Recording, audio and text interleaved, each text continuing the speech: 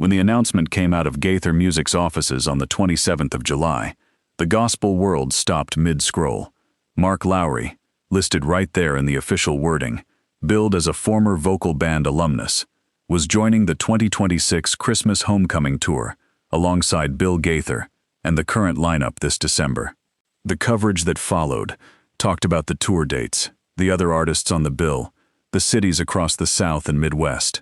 What none of it mentioned was this: Mark Lowry had already told the world exactly what it would take to get him back on that stage. He said it publicly, on the record, back in 2013, and the moment you hear it in full, the moment you connect what he said then to what is happening now, you understand not just why he is here in December 2026, but why this particular homecoming may be the most significant one of his life. Stay with us, because what we get to at the 10-minute mark is something that has been sitting in plain sight for 13 years, and what it means for this December is something the gospel community is only now beginning to feel. If you have followed the Gaither homecoming world for any length of time, you know that men come and go from that stage. Tenors, baritones, leads. Bill Gaither has built and rebuilt the Gaither Vocal Band across 4 decades, and the roster has shifted more times than most fans can track. But there is one name that stands apart from every other alumnus in the band's history. Not because of how many years he sang, not because of how many homecoming video specials he appeared in, though the number runs past 60. Not even because he co-wrote the most recorded Christmas song of the modern gospel era. What makes Mark Lowry different is that he is the only man who has ever walked away from that stage twice, and come back twice. Gary McSpadden left once. Michael English left and returned. David Phelps left and came back. Guy Penrod gave 14 years, and then stepped away. Mark Lowry left in 2001. He came back in 2009. He left again in 2013. And now, in 2026, he is back. That pattern is not coincidence. It is not sentimentality. It is the shape of a condition, one that Mark has held consistently across more than 30 years, and one that Bill Gaither has honored every single time. Understanding that condition is what makes December 2026 mean what it does. To see it clearly, you have to start at the beginning of the pattern, not 1988, when Mark first joined the band and filled the baritone slot that Gary McSpadden had left behind. The beginning of the pattern is June 2001, when he left for the first time. He had been with the Gaither Vocal Band for 13 years at that point, longer than any member except Bill himself. He had recorded albums like A Few Good Men and Piece of the Rock, and Still the Greatest Story Ever Told. He had been on stage at hundreds of homecoming events, had helped build the video franchise from its very first volume in 1991 into the most significant document of 20th century gospel music ever assembled. 60-plus videos, thousands of performances, more memories than any catalog can contain. And he walked away, not because of conflict, not because of anything that required explanation beyond the truth. Mark Lowry needed to be Mark Lowry. The solo comedy ministry, the road on his own terms, the freedom to walk into a room and follow wherever the night took him. That was not compatible with the demands of a full touring group. Locked rehearsal schedules, recording sessions timed to someone else's vision, a calendar planned a year in advance. He stepped away. Bill Gaither let him go. That moment, Bill letting him go without a fight, without recrimination, without closing any door, says everything about what the relationship between these two men has always been. Mark left on good terms. The family stayed the family. And 8 years later, in January of 2009, Bill called again. Now here is where the story gets specific. Because the 2009 return was not just any reunion. The lineup that assembled around Mark that year was the closest thing the Gaither Vocal Band had ever come to an all-star gathering. Michael English was coming back. David Phelps was already aboard. For a brief and remarkable window, the group was a collection of alumni who had not stood on the same stage at the same time in years. The album that came out of that season was called Reunited. It was the first GVB album made up entirely of Bill and Gloria Gaither's own compositions. Fans who had been hoping for something like it for years had something real to hold in their hands. But most of the people who covered that 2009 announcement did not notice what Mark said in it. In the official statement, alongside the excitement about the new lineup and the new album, Mark said something that deserves to be read carefully. He said, "I figured it wouldn't be a long-term commitment since Bill was over 70 years old." Sit with that for a moment. He was not being careless. He was not throwing something out casually. He was saying something deeply specific about how he understood his role, about what it had always meant for him to say yes to Bill Gaither. His participation was tied, in his own mind, to where Bill was in his life, to the season, to the time that remained. Mark Lowry has always understood his homecomings as something calibrated to that, to the particular chapter Bill is in, and to whether the moment is large enough to warrant stepping back from everything else. That is the first half of the condition. And then came 2013, and the second half, October of 2013. Bill Gaither announced that Mark and Michael English would both be stepping away from the vocal band to focus on their individual careers. The timing felt sudden to some fans. It always does when someone leaves that stage. But the statement Mark gave in that announcement has stayed with the people who followed the story closely. He said, "When I rejoined the Gaither Vocal Band in 2009, I figured it wouldn't be a long-term commitment since Bill was over 70 years old. That was nearly 5 years ago, and Bill's bucket list is wearing me out. But the vocal band is a family. We come and we go, but we never really leave. I could pop up anywhere at any time." He said he could pop up anywhere at any time. He said that in 2013. He meant it. But go back to the beginning of that statement. "I figured it wouldn't be a long-term commitment since Bill was over 70. That is not just a remark about scheduling. That is Mark Lowry telling you how he has always thought about this. He shows up when Bill needs him, when the season calls for it, when what is happening on that stage is something larger than any solo road schedule. And then he steps back, and the door stays open." Bill Gaither was 71 in 2009 when Mark came back.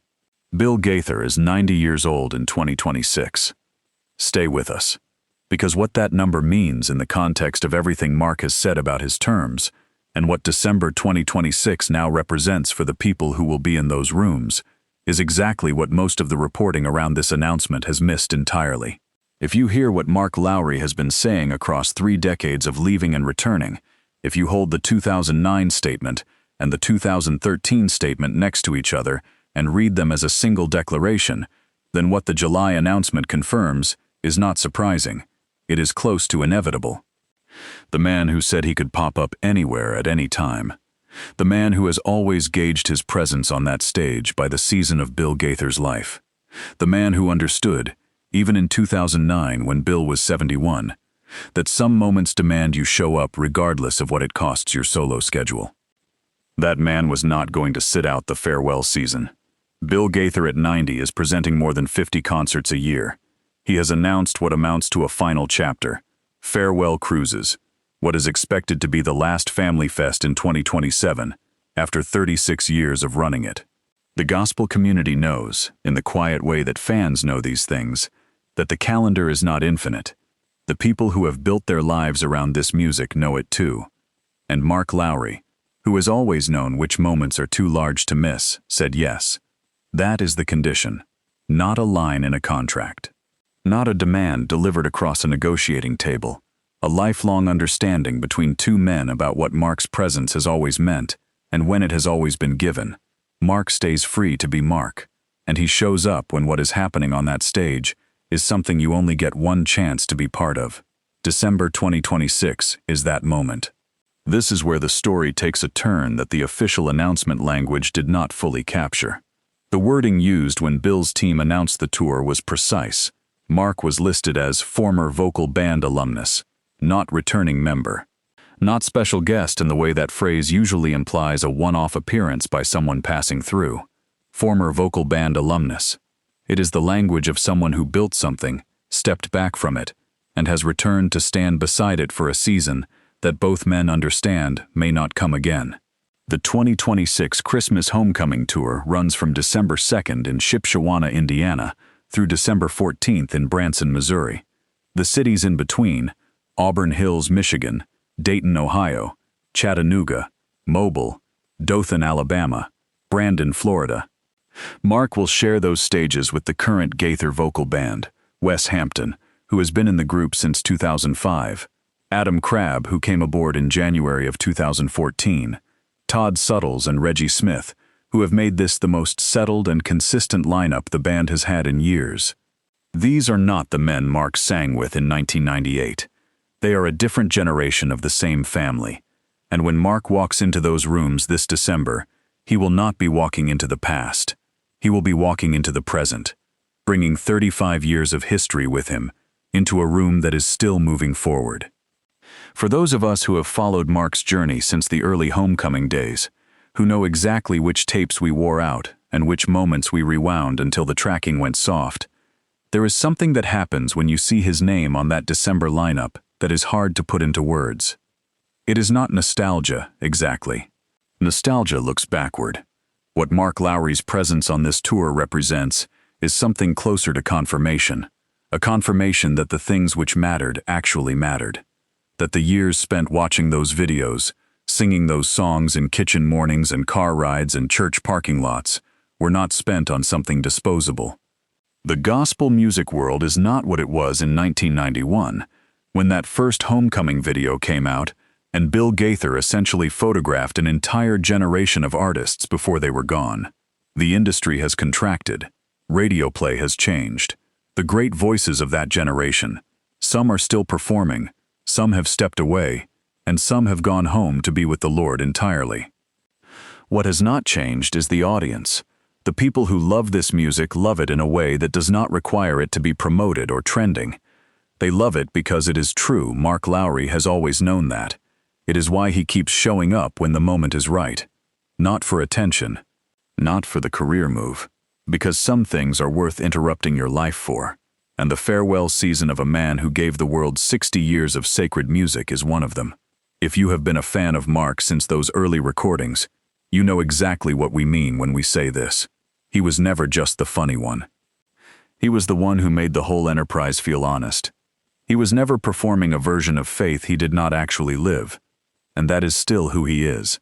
That is who is coming to those stages in December. There is one more part of this story that most people have not stopped to connect yet. Mark Lowry wrote the lyrics to Mary. Did you know? In 1984, 7 years before Buddy Green put music to them, 7 years before Michael English recorded them for the first time, and the world began to ask Mary that question. He was writing monologue material for a church Christmas play at Berean Baptist in Texas, and he simply started asking, "What did you know? What didn't you know? When you looked at that face, did you understand what you were holding?" He gave the lyric to Buddy Green on the Gaither bus one weekend in 1991 and asked him to see if he could put music to it. Buddy called Monday morning and sang it over the phone, 30 minutes from blank page to melody. The lyric had waited 7 years for that phone call. It has since been recorded more than 400 times. Kenny Rogers and Wynonna Judd, Pentatonics, Reba McEntire, Sandy Patty, and hundreds of others who have asked Mary those same questions across every genre. The lyric that started as questions in a church Christmas play in Humble, Texas, became the most covered Christmas song of the modern gospel era. That is who Mark Lowry is. He asks the question the moment demands, steps back, and lets God determine what it becomes. The 2026 Christmas tour is the same thing. He is showing up for the moment. He is asking the right question. Is this something worth interrupting my schedule for? And the answer, with Bill Gaither at 90 in a farewell season, was never going to be no. Bill Gaither built something that understood this about the men who came through his band. He did not build a group that held people hostage to contracts. He built something worth coming back to. The men who have moved through that roster, McSpadden, Penrod, Phelps, English, have not been diminished by leaving. They went on to work that was more purely their own, and the door stayed open behind them. Because what Bill Gaither built is not a job. It has always been a homecoming.